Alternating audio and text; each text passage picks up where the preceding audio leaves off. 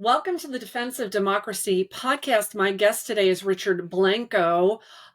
Richard was selected by President Obama as the fifth presidential inaugural poet in U.S. history. Mr. Blanco was the youngest, the first Latinx immigrant and gay person to serve in this role. In 2023, Mr. Blanco was awarded the National Humanities Medal by President Biden, from the National Endowment for the Humanities. He was born in Madrid to Cuban exile parents and raised in Miami in a working class family. And his personal negotiation of cultural identity and the universal themes of place and belonging characterize his many collections of poetry.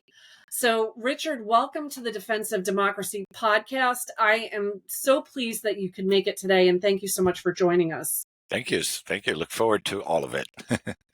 So I was especially honored as someone who's an English major and in my younger days dabbled in poetry. I've really found that the art of poetry and the written word has helped me in communicating to a very large audience, because when you're writing a poem, right, you're trying to condense things down into like the smallest but most impactful and emotional message. Talk to me through the eyes of someone who is a poet, who's a professional poet, and this is their job, what you see happening in our country right now and how you feel you're kind of resonating that in your work and the work that you do. Yes, you hit the nail on the head there in terms of compression and whatnot. So I always think that poetry has is so analogous to music in the way that it can galvanize people together, or at least make people think differently. We're thinking about people like Bob Dylan and the protest songs of the '60s and whatnot, and like music, poetry always has that kind of really powerful and compressed message, right? So that's one thing, you can capture attention in a very short time span, but also there's a lot of ripple effects of a poem, that a poem can stay with you, and you might get part of it and then you read it again and something else clicks. So that's part of it. I think part of what poetry does and what has always done, but I think also some of the arts in general, poetry sort of bears witness, and so all these issues in the news and the 24-hour newsreels that we have, that get very abstracted, very frankly, don't go into a lot of depth, right? Poetry adds a real name, a real face, a real story, whether it's my own or something I'm writing about. And I think that's powerful, because this is no longer, it's a real person in the world. It's an issue that is affecting someone, right? There's that sense of being witness to yourself, to others. So that's part of what I think the power of poetry now. And I think we can see that over the years, poetry has become more and more important as we have been facing more and more crises and more divisiveness. So that's one thing that poetry can do. Poetry can also, in the state of affairs where we are now, poetry can also offer hope and joy, which is kind of like, I've been talking to a lot of poet friends of mine, and you'd think we'd be writing all this protest poetry, but right now we're kind of like just circling around the mountain, and we're like, we need some just plain beauty, and let's appreciate a flower, or like, let's do something that ground us first before we jump into something else, and while we're still getting our head around it and what we can do with poetry. So that's another thing in which the arts can function, and poetry in particular. Those are things that I've always, in some way, shape, or form, have felt are really at the heart of poetry. Wow. Yeah. And I completely agree. And I think that these moments created by our artists and, and our teachers and are so critical right now. I also want to talk to you as a child of immigrant parents, and also as a gay man. Like, there's this cross sectionality. I deal a lot with students, right? And there are students that, have a lot of these issues. You're an adult. how do you feel about what's happening right now to our children in school who are immigrant or who might be othered in some way? Yeah. Well, yeah, I mean, I teach at Florida International University, and of course, incredibly diverse university. Many Latinx Mhm. students. It's my alma mater. That's where I went to. Working class kids.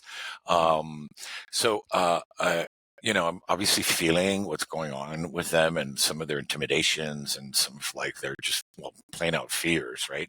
Um, what I try to do is, through my teaching and not just the writing, but also I teach a literature course, Mhm. is to ground them in historical context a little bit through the literature, to give them some sense of you haven't been alone throughout history, and you can be part of this history, right? That Mhm. you have some agency, whether it seems you don't. And I encourage them, um, use your platforms that us old dinosaurs can't use as well as you can, right?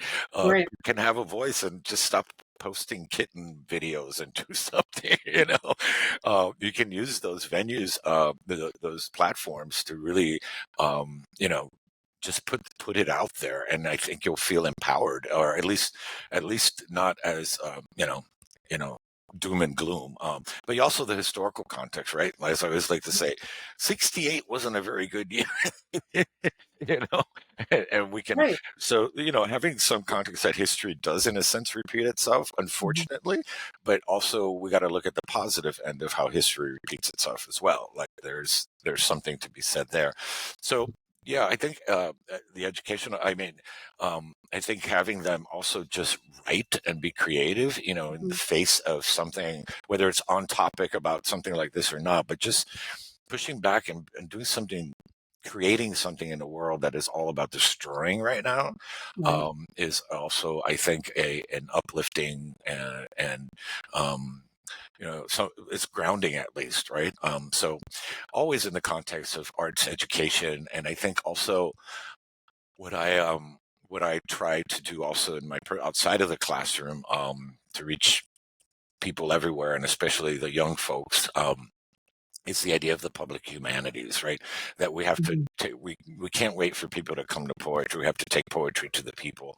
And that was kind of a lesson that not a lesson, but something I really grew into after serving as presidential inaugural poet, understanding the power of bringing poetry to people, and how so many thousands of emails that people wrote me, that they finally felt part of this country because of what the poem, and because of what I represented. So the Mhm. idea of how poetry can also, um, you know, create that effect beyond the classroom, right? Create that sense of grounding. So, Yeah, absolutely. Actually, and I'm learning too. I just realized you're like only the fourth or fifth inaugural mhm. poet. I there had to have been one in 1993. That's when I graduated college because I was gifted the inaugural poem by that individual, and it was a woman, and I can't remember her name, Uh, but yeah, uh, it's pretty rare. Elizabeth Alexander must have been Yes, there, yes, thank you. or Yes. or No, Maya Angelou. no, I wish it was Yeah, my no, it was Elizabeth. yeah. My husband says more people have been to the moon than have served as inaugural poet. It's a really Yeah. unique class. Um, okay, question. Did our current president have an inaugural poet this year? No, it's a Democratic Party tradition. It Oh, I started with see. JFK and Frost. For those of you that might be interested, I had a friend put my inaugural poem into Chat GPT, and had it write a poem in the voice and the tone of Trump, as if he would have written it. And I got to tell you, it's hilarious. No. What? You don't have it you don't have it handy, do you? It's I would posted on love my social media, but no, I don't have it Alright, handy. well, I'll put the link I'll tell you what, for anyone who's listening, I'm gonna put the link in the chat so that you can access that. Wow. ChatGPT, okay. Alright. So moving on to something else, and we're talking about kids and kind of their perspective and their understanding of history. I was having a conversation earlier today with another individual who mentioned, there are kids out there who don't realize that marriage equality wasn't always a thing. Right. And that blew me away, Yeah. right? Um, and how precious these things are when they do come to pass, and how fragile they are, because now we've got an administration that I think is would very much like to dismantle that, as they did, women's right to choose and all of that. Um, but I want to also ask, you had mentioned about the literature and the historical context. So what kind of like books do you recommend? What do you recommend for your students to do to learn a little bit more about this? I always go to the civil rights era. That's where I take a lot of my cues in organizing. Well, in particular, and I'll say this is mostly because I teach Latinx literature. Mhm. Um, there's this wonderful book that's very friendly. It's a question and answer format. It's called Everything You Need to Know About Latino History, Mhm. by last name Novas. And it's surprising to me, like what little they get taught in school. Like they're, for example, the Spanish American War, which is part of the reason why we're sitting in this classroom, right? Like, so, and Mhm. they're like just taken aback. Also, we tend to only focus, well, not only focus, but mostly about slavery in the United States, and it opens up their eyes to realize that this is not just about the United States, how much that has affected history and who we are as Latin American and Caribbean Mhm. descendants, or maybe more than descendants. Some students are still coming. Some of them are still coming. Well, now with Venezuela, they're coming like teenagers, and they're having to renegotiate their whole identity. So those are books that I just really, you can't understand the literature unless you have that grounding in history. Um, the other thing, again, in the context of Latino, there are a lot of Latinx poets out there that have been speaking to this for a long time. In particular, Mexican American poets whose struggle has risen very much parallel with the civil Mhm. rights movement. We're talking about Cesar Chavez and all this, but I mean, I do my own packets, but look for an anthology if you're into poetry, or Mhm. even just essays or whatnot by artists, because we're saying there's a power in that, right? When it's not just informational or kind of transactional information, and Right. the poets again ground it and make us understand it in a different way, in a much more complex way. So an anthology of Latinx poets would be great if these days just Google it. That's Yeah. it. But contemporary, I think, and maybe some historical, but Yeah. they help me understand my place in the world. I mean, I didn't, as I said, when I read, and I think this is something I saw in my students, that they feel something, but they don't even know what the question is, and that's disempowering, right? When I Mhm. started writing and when I started reading other Latinx poets, I realized all these questions that I didn't know that I had, right, Right. right, and Yeah. finally found a language with which to have a conversation with myself and then with others. Mhm. Um, you know, Poets, and again artists in general, do that kind of work.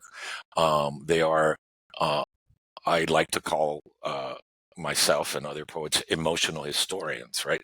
Oh, They yeah. let us know, what does it feel like? What is the issue that nobody's going to talk about in the news, or it's more difficult to find, and it's more intimate. It's something that again can sort of serve to ground you, and with some grounding, there's more empowerment, or at least a better sense of agency, or at least understanding the problem, right? What Yeah. underlies what the information we're just getting, right? Um, so yeah, I think that's part of what I would recommend.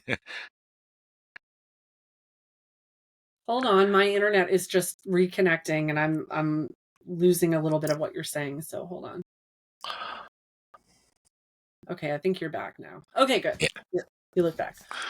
Um, okay, so we're about halfway through our podcast, and always at this point, I like to give a shout out to a volunteer. And as we're talking about students and kids and how all of this is affecting them, I think that, and you being from Florida, I think that there is someone who I absolutely should give the shout out to, and that is Aiden. Aiden is a 21-year-old chair of our Students Defending Democracy group. And he is doing exactly like what you said, in that he is kind of getting these kids together to create social media that will impact the movement to defend democracy, which is starting at the school systems. So Aiden, and I always kind of, it just makes me angry sometimes that young people, when I was 21, I wasn't doing this, right? I was starting my life, I was getting my career, I was having fun, I was exploring. um and kids today are absolutely required to, if they want their freedom, to fight for it in a way that we never had to, or I never had to, even though I was involved in certainly many things. So Aiden, enormously grateful to you for doing this. And now back to our conversation here. And I want to talk now about this kind of like top down from the federal government push to destroy the public education system, which includes our libraries, our schools. I never thought, and I'm pretty pessimistic, but I never saw it coming this far this quickly. So what do you think, as a writer, what do you think the motivation is for all of the censorship that's happening right now across the country? Sure, sure. I'll just mention Aiden, right? Before I get it, that's a big question. But I'm going to get into it in a minute. One of the ways of feeling empowered is obviously community as well, right? Like stepping out, stepping in with others, so you realize you're not alone, right? Like Aiden is doing. They banned in a school district in Florida. They banned Amanda Gorman's inaugural poem. She was the presidential inaugural poet after me. And we got together with the local bookstore. She donated books. We gave a book. We did a book giveaway from all the books that district had banned. It was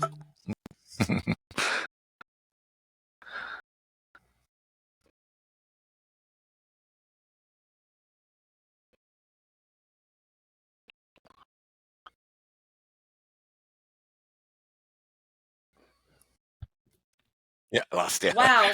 That I want to make sure that I didn't lose all of that. So just sit tight. Yeah. The the text I just sent to my whole family. Everybody get off of the internet now. Okay, so it does look. I'm gonna pray. It says recording in process. Let me hop back on. Let's join session and see if I can do this.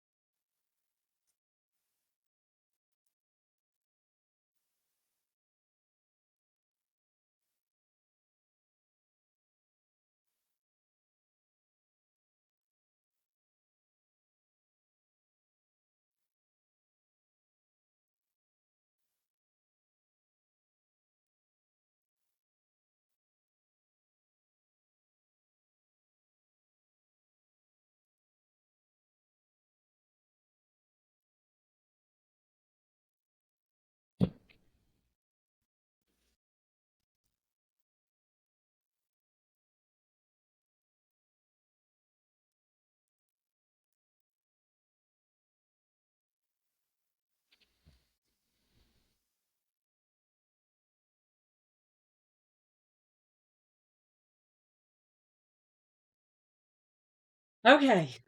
So sorry about that. All right. Do you mind just, I think we're good. Just kind of recap what you just said because I missed it. Sure.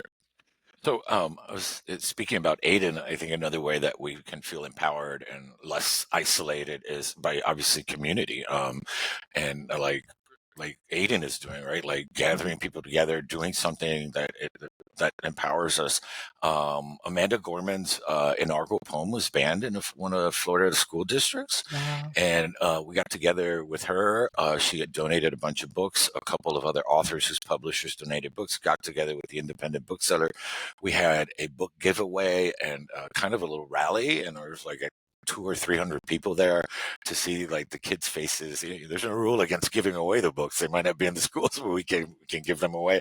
And so that's part of also, so you don't feel like the world's just, crashing down on you. And the other piece of that also, in terms of generations, that every generation, I think in some ways there has their moment where there has to be where you step up, so to speak. Yeah. In my context, it was not so much immigration, but actually it was more LGBT rights. And we're not talking just marriage equality. We're talking like Mhm. campaigning and rallying for just equal opportunity housing, no discrimination, and all this stuff. And so it's to think about it that way, that it's what a pain in the butt that I got to do this, but every generation has some glitch, something that they should Right. be step up for, and that's just part of what we should do. So why are they dismantling? What was the question? What do you think is behind the censorship? I mean, and ultimately, yeah, why are they Because I think that what's behind the censorship is the desire to dismantle public education, right? Yeah. So yeah. I think it's pretty much out of any dictator's playbook, right? If Mhm. you control the information, if you don't let people understand history or any context, even recent history, right? Like they're trying to rewrite even that, right? Forget January about 6th. colonial history. Yeah. It's a way of disempowering people. If you don't even know what you're fighting, and you have no context to even know what you're fighting or what's happening. I mean, I'll give you an example, and it's interesting for me because I have inherited trauma from my parents being exiles, and Yeah. so I even grew up hearing stories and whatnot. But that's one of the first things that Castro did, was example, like Mhm. completely revamped the educational system, and the primary goal was to make you a good revolutionary, and that was Yeah. it. And everything else, it rewrote Jose Marti, recontextualized the poet Jose Marti now for the revolution. So it's a way of, yeah, I mean, and that I have not, that for me is really new too. I mean, one Right. can argue policy and issues, but this is the root of, because if you think the ripple effects of that, a kid who's in fifth grade now, right, Mhm. or whatnot, Right. is going to grow up without any kind of context, and then without any kind of knowledge, or just will not even know what's going on in a Right. way, or how bad it is, right? So I think Right. that's definitely one of the strongest ways to do that, Yeah. because it's stopping it now, and it's stopping generations to come, Yeah. and then rewriting and telling the story. Misinformation, in a way, no information is misinformation too. Yeah. In Florida, we have the Stop Woke Act, Yep. which luckily is still an injunction. And that Latinx literature class that I told you about, how am I supposed to teach that without any context of U.S. history and U.S. imperialism and slavery? Like, Yeah. and it's like it's it's yeah. I mean, it's, for me, I'm even debating where my career is going, as an instructor. So Right. I think a lot of people, I mean, and this is opening a whole other can of worms, but I mean, we're living through right now, keep mass firings of governmental employees for no reason, right? So the economy is going to constrict, and that's very worrisome. And people like you, like me, like what, everybody is everybody's got a big question mark over their heads right now as to what they can plan and what they can do and how they can spend their money. It's very frightening to me. Um, tell me, um, I really did love the phrase that you said about emotional historians and the power of poetry to be able to do that, because I think we need in this moment to really be creating our own histories and to log it as much as possible. And individuals like yourself are who are kind of the forerunners for doing that are so critical to this.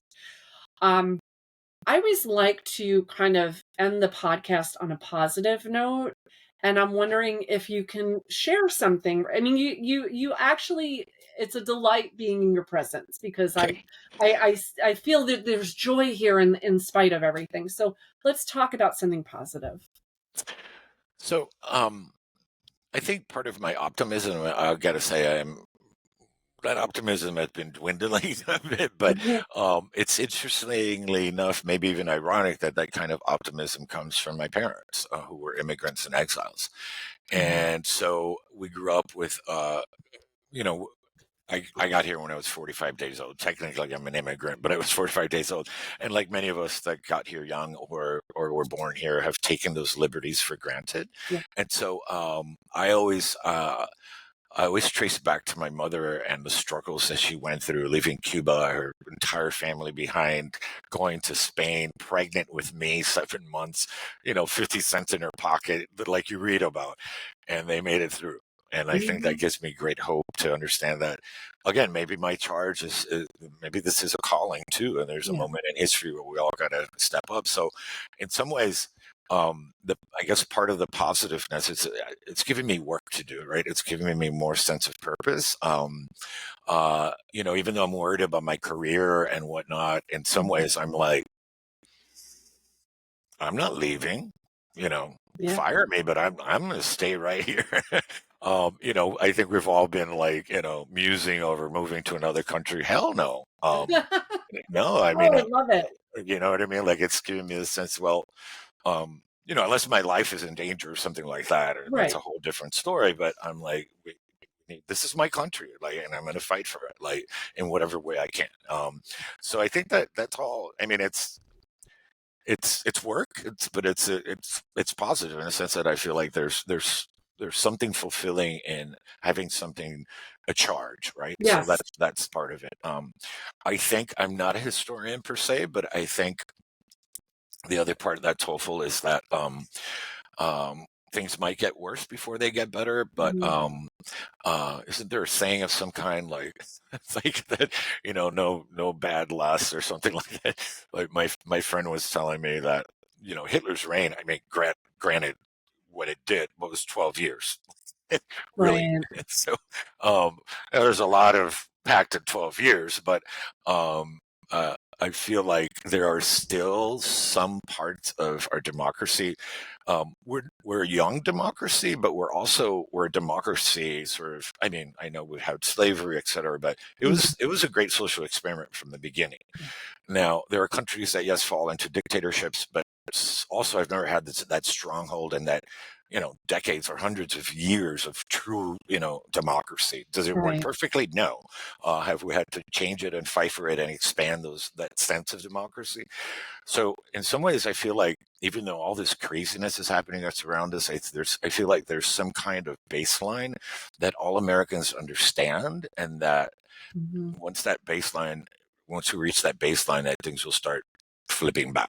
Um, I think we kind of see that already in some smaller cases, and people understanding, people that even thought this presidency was something else, and they're all freaking out and like, Yeah. well, you kind of said it, but like, everybody can make a mistake, Representing choices, right? I mean, Yeah. like, I love that analogy, but yeah. Yeah, like there are a lot of the Venezuelans in Miami because they're Yeah. starting to deport Venezuelans, and a lot of them are protesting now, Yeah. and they're very conservative, obviously because of the history in Venezuela, just like Cubans because of their left wing dictatorship kind of experience, Right. and even they're like protesting now. They're like, wait. What? No, this is Yeah. this is not what we had in mind exactly. But anyway, so that gives me that people will wake up. Um, that kind of silent majority feeling Yeah. somehow, and not in the same context as as was used in the past. So that gives me, I wouldn't say hope exactly, cautious hope, Little cautious optimism. And again, enacting in small, like they say with, act global, think globally, act locally. yes. I think that again, that also brings us hope because you realize there's like-minded people around you, and even though sometimes it seems like the minority, at least they're there. That Yeah. also, again, community, with things like what Aiden is doing, offer Yes. its members hope. Yeah. It really is, and I can't tell you how many people call me up and the first words out of their mouth is, "Thank God you exist. I thought I was all alone." And Mhm. that's part of the strategy, right? To make you feel like you're isolated, that you're the only weird one who thinks that this pornography should be in schools, right? Like Right. that's part of what they do. And then you realize, you know what, there actually are more good people in this country than bad. Yeah. And we need to come together and listen to each other. And also that nobody's going to save us but ourselves. Yeah. And, this is just because of the topic in general of this podcast.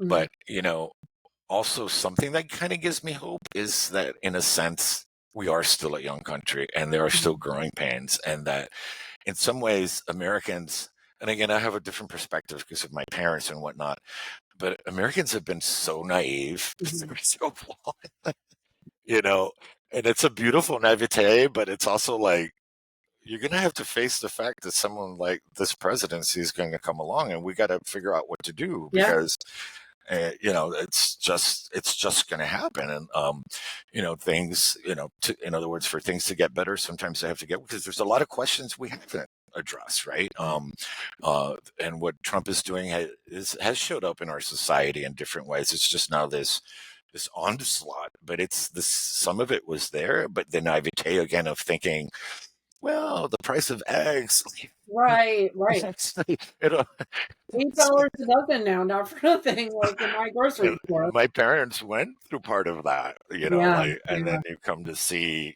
what's going on. So in some ways, Americans, again, maybe it's because so many of us have taken those liberties for Yeah. granted, and we think Oh, that voting on the price of eggs has nothing to do with democracy itself. yep. So I think there's a little bit of an awakening that I think, Mhm. that perhaps moderate people or people that have never really been forced to think about what is the democracy that they've taken for granted all their life, um, might be a somewhat also of a source of optimistic hope. I know my own mother. Cubans are conservative because of just historical content. They're like one issue voters mostly. It just has to do with whoever they think is fighting for a free Cuba more than the other party. But my mother had a conversion. She voted for Hillary, first time Democrat in her life, and first time for a woman. So she's Wow. 87, a woman of that generation, still has woman president, and she's sort of sticking it to her little church lady friends. Hey, Mom.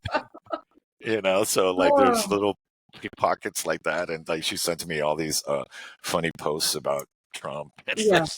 and I'm like, my mother was never overtly political in one way or the other, but it's really nice to see her step up and go like, hey, yeah, I'm like, Whoa. she's like, Yeah. guys, what are you not understanding? This is Castro. Yeah. Like, Yeah. Well, Richard, thank you so much for joining the podcast today. You really added a unique voice and your unique perspective as a poet and a teacher and a gay man and an immigrant.